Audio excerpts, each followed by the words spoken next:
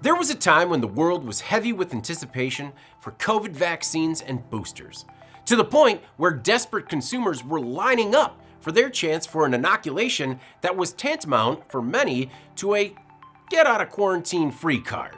But 3 years past the initial panic of the COVID-19 pandemic and 2 years into mass vaccinations, things have stabilized. And while most of it is good for humankind, pharma companies at the forefront of these solutions are now facing some sluggish demand.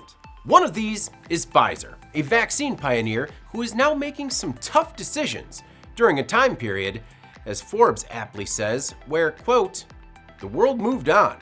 Pfizer has revealed that it has undertaken some cost-saving measures in response to soft demand for some of its COVID-related products, including the antiviral Paxlovid.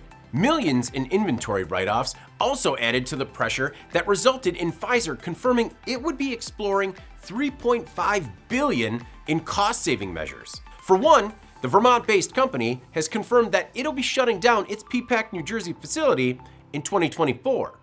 Pfizer says initial reports of 800 layoffs at this location are unfounded. In reality, according to Forbes, they've not yet landed on a number. And while they say that the vast majority of Peapack's workers will be relocated to a New York plant, Forbes points out to other recent job cuts and closures. These include layoffs at Pfizer facilities in Illinois and Colorado, as well as 2 closures in North Carolina.